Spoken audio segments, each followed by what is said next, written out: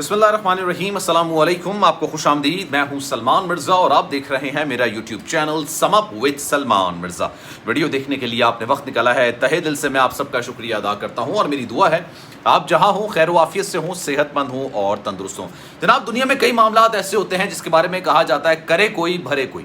کرتا کوئی ہے اور بھرتا کوئی اور ہے۔ جناب، مہدی کاظمی صاحب کی صاحبزادی زہرا کاظمی کا کیس آج بھی ایم ایل او کے حوالے سے کوئی خاص پیش رفت نہ ہو سکی۔ آج بھی کافی زیادہ امید کی جا رہی تھی کہ چلان پیش کیا جائے گا، لیکن چلان بھی نہیں پیش کیا گیا اور کوئی بھی ملزمان،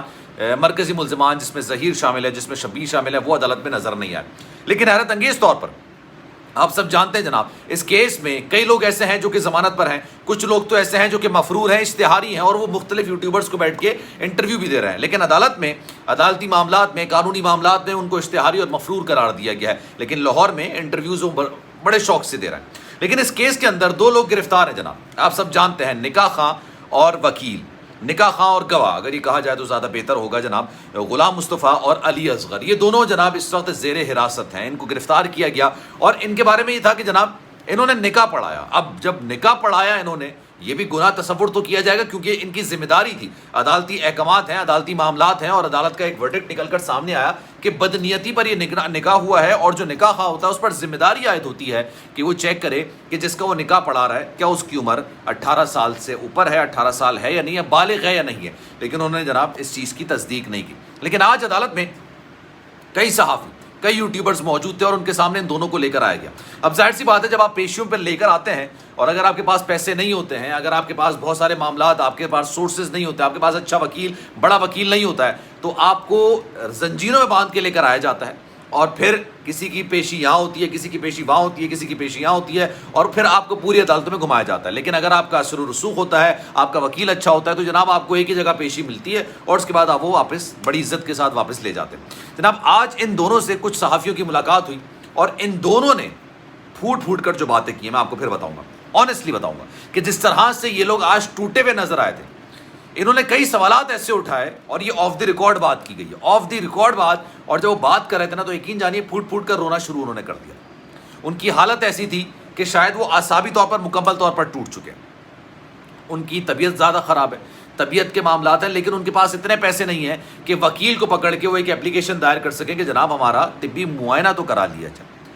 جیل کے اندر بہت زیادہ مشکلات ہیں، کراچی میں شاید وہ پہلی بار آئے ہیں، کراچی کی عدالت میں موجود ہیں، کراچی کی جیل میں موجود ہیں، لیکن ان کو کسی طریقے سے نکلنے کا معاملہ نظر نہیں آ رہا۔ لیکن آج صحافیوں سے انہوں نے کیا کہا یہ آج اس پر بات کریں گے، لیکن آگے بڑھنے سے پہلے آپ سے گزارش ہے اگر آپ نے میرا چینل سبسکرائب نہیں کیا، سلمان مرزا آفیشیل، میرے یوٹیوب چینل کو سبسکرائب ضرور کیجئے، بیل آئیکن ضرور دبائیے۔ اگر اس سارے معاملے میں آپ اپنا ڈسکشن میں حصہ لینا چاہتے ہیں تو جناب سلمان.mrz کے نام سے میرا انسٹاگرام اکاؤنٹ ہے، اس کو فالو ضرور کیجئے۔ جو آپ کے ذہن میں سوال ہے، جو آپ بات کرنا چاہتے ہیں ضرور کیجئے، انشاءاللہ میں آپ کو رپلائی بھی کروں گا اور اگر آپ کی منشا اور اجازت ہوگی تو آپ کے کامنٹ کو اپنے ویلاگ کا حصہ بھی بناؤں گا۔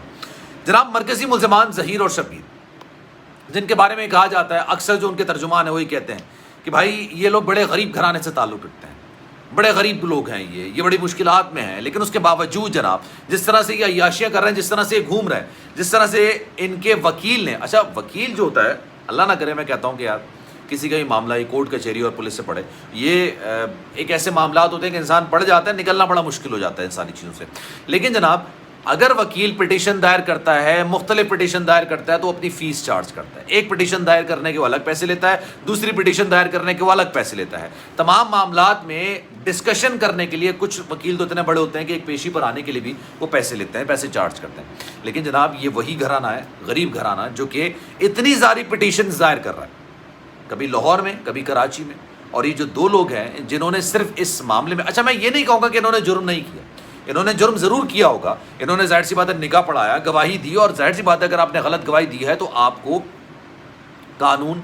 کے کٹہرے میں آنا ہوگا، اگر آپ نے غلط نکاح پڑھایا تب بھی آپ کو قانون کے کٹہرے میں آنا ہوگا۔ لیکن آج انہوں نے سوال اٹھایا کہ جناب جس نے شادی کی، جس نے بچی کو بھگایا، ہمارے تو سی ڈی آر بھی موجود نہیں ہے، جن کے سی ڈی آر نکل کر سامنے آئے ہیں، جو کراچی کے اندر موجود تھے، جنہوں نے بچی کو لاپتہ کروایا، جنہوں نے بچی کو اغوا کروایا، وہ تو آزاد گھوم رہے ہیں میرے بھائی۔ ہم لوگ مصیبت میں پڑے ہوئے ہیں، ہمارے پاس اتنے پیسے نہیں ہیں کہ ہم کوئی وکیل کر سکیں، ہمارے پاس اتنی چیزیں نہیں ہیں، وسائل نہیں ہیں کہ اپنی طبی معائنہ کرا سکیں، ہم جیلوں کے اندر سڑ رہے ہیں اور کسی کو کوئی پرواہ نہیں ہے کہ جناب یہ جو مرکزی ملزمان ہیں وہ ضمانت پر ہیں، جن کے CDR موجود ہیں وہ ضمانت کے اندر موجود ہیں، جو پولیس سے بھاگتے پھر رہے تھے وہ ضمانت پر موجود ہیں، اور ہم لوگ اس وقت عدالتوں کے چکر کاٹ رہے ہیں۔ ہم لوگ نہ صرف عدالتوں کے چکر کاٹ رہے ہیں، ہم پیشیاں بھگت رہے ہیں، ہم نہ صرف پیشیاں بھگت رہے ہیں بلکہ ہم لوگ جیلوں کے اندر بند ہیں اور انتہائی نامساعد حالات میں بند ہیں۔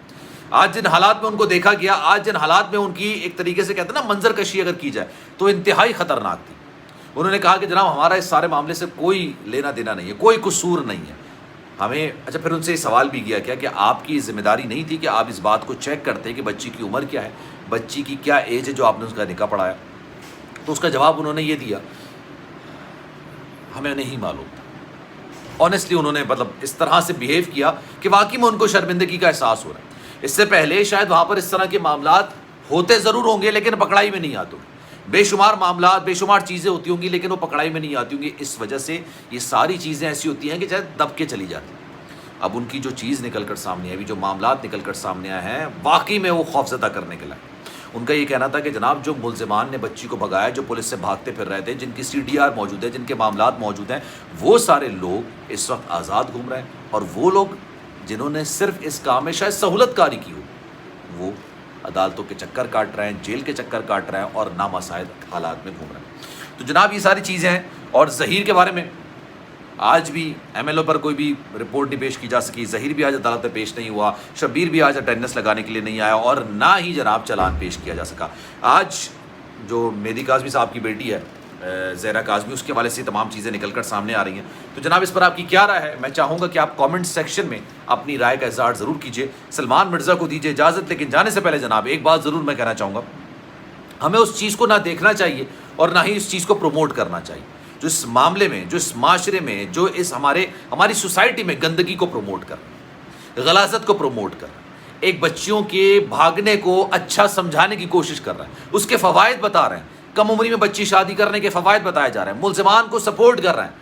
ایٹ لیسٹ ہمیں ان سب کا بوائکاٹ کرنا چاہیے۔ تو جناب ویڈیو کیسی لگی کامنٹ سیکشن میں اپنی رائے کا اظہار ضرور کیجیے گا۔ سلمان مرزا کو دیجیے اجازت، زندگی رہی، صحت رہی اور آپ کی دعائیں رہیں، تو انشاءاللہ اگلی ویڈیو میں آپ سے پھر ملاقات ہوگی۔ خیال رکھیے گا اپنا، اللہ حافظ۔